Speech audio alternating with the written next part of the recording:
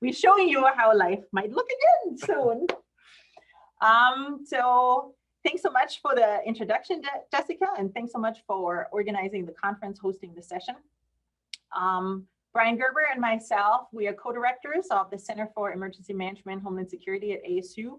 Brian also directs the educational program, our online master's degree in emergency management and Homeland Security. Our center, if you're not familiar with it, it might not be too surprising. It's really, we've been active since 2018. It was on hiatus before for a few years. And since 2018, it's active again. And we would like to share with you what we have been working on essentially really since 2018, since we started or reinvigorated the center in terms of our partnership with the Arizona Voluntary Organizations Active in Disasters. And Brian scolded me yesterday. It's not volunteer organizations, which I put incorrectly in the title. It's Voluntary Organizations Active in Disasters. Oh, do I have to move I'm just realizing the Zoom bar is kind of in the presentation. Is that affecting what you can see? I hope not. No, you're okay. Okay, but it's not allowing me to move it. So let's move to explaining what is actually AZ VOAD, or Arizona Voluntary Organizations Active in Disasters. So this is, you will find this, I think, in every state in the nation. You will find it as an association of organizations. And these are organizations that most of you are really familiar with: the Red Cross, Salvation Army, various food banks, etc. So these organizations come together as part of their state VOAD group to respond, sometimes also prepare for a disaster, and very often are involved in long-term recovery. So it's really, I think, probably unknown or just unfamiliar to a lot of people that when it comes to US disaster response and recovery, a large part of that is really driven by our voluntary organizations. So they have a tremendous workload and really contribute tremendously in helping communities respond and recover from disasters. And they are driven by the 4 C's. So the Red Cross still stays the Red Cross, food banks stay the food banks, but they work through communication, cooperation, coordination, and collaboration. Yeah, I would just add just one easy way to think about this, because people are often not familiar with the term VOAD, haven't encountered it before.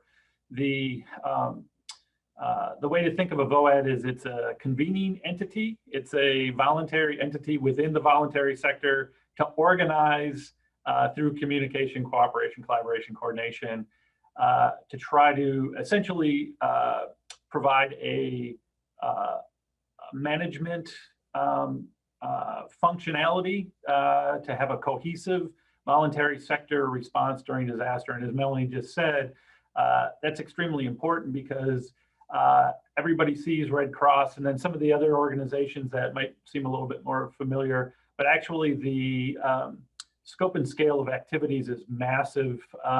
All the last mile, the final mile services, micro level services, much of that is provided by voluntary organizations, and they retain their internal organizational governance. The VOAD is a mechanism by which the sector coordinates itself.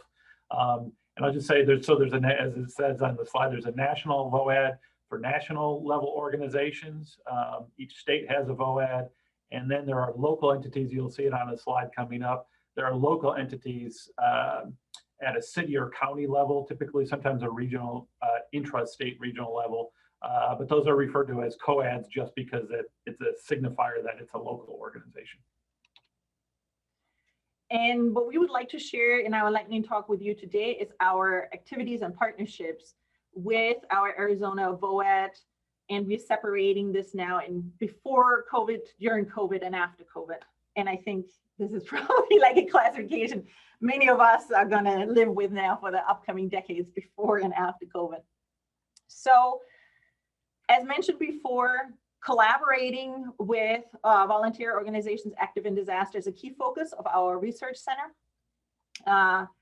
Brian's background is in public administration, and their sort of organizational research, I would say, is a typical a common research topic. So from a research perspective, it was really sort of an easy call to make, especially given Brian's prior research trajectory. And Brian mentioned earlier, there's also VOADs below the state level. And Brian especially has been a founding member of the Maricopa County COAD. And that was formed, when was that formed? In February, January 2020? It officially became a recognized entity about 2 months before the pandemic was fully realized in the U.S. So it's been active. It's been quite active on pandemic response issues, but all those member organizations existed prior to the pandemic. But again, they didn't have that convening body or coordinating entity to help manage shared work tasks and things like that, which is really relevant in a pandemic because, again, they've done a tremendous amount of work, and it really is important to have a mechanism to help meet that functional need of coordination and communication, et cetera. And then at the university level, we've also created you can call this, it's really just a volunteer group of our students. We call it Emergency Corps at ASU, because we have lots of undergrads here downtown at the Watts College in the School of Public Administration. There's lots of students, undergrads, who have a concentration in emergency management, Homeland Security, and provide some more hands-on experience. But I want to say the Emergency Corps is open to all students. So I think this is one of the often neglected but fascinating aspect of emergency management, is that you need students of all backgrounds. You need students, who study IT, students from social work. And through this mechanism, we kind of wanted to give students an avenue into emergency management and some practical insights. And because these opportunities for students to contribute often emerge, I would say, rather quickly, this is a mechanism for us to reach out to students who are part of the Emergency Corps and see if there is opportunities for volunteering with the Red Cross outside of their traditional volunteer mechanisms. Then during COVID, as for everybody else, life started getting hectic and challenging. So Brian actually served as the liaison to the Unified Command Center. So VOAD, or why don't you speak to that? But just quickly, some of you might know the term Emergency Operations Center. When there's an actual emergency or disaster, that's essentially the convening center for local government or state government, and obviously there's a federal counterpart as well. Because this was a public health disaster, the Emergency Operations Center was jointly managed by Emergency Management and Public Health. And so because of our center's relationship as a member to Maricopa County COAD, I served as a regular liaison, or still serve as a liaison to the command center operations. And that's important because having that line of communication and partnership with state and local agencies is really important. It permits better shared work efforts between governmental sector and the voluntary nonprofit sector. And it's not just a liaison in name only. You actually had to be physically at the Unified Command Center, wasn't it? Yeah, we're remote now, but at the start of the pandemic, we were physically present. For many weeks on end. Yeah.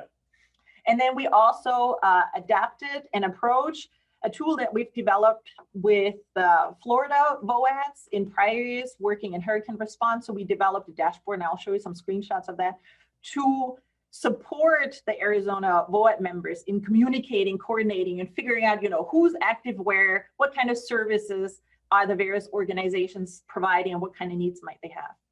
And then it was obviously also an opportunity for our students to bring their knowledge to bear and support some of the organizations. And I just wanted to highlight Caitlin Hall. She's an environmental engineer, a PhD student. She worked with St. Vincent de Paul and updated their business continuity plan. And Danielle Jacobs from Computer Sciences actually worked with the Maricopa County COAD and developed their first website.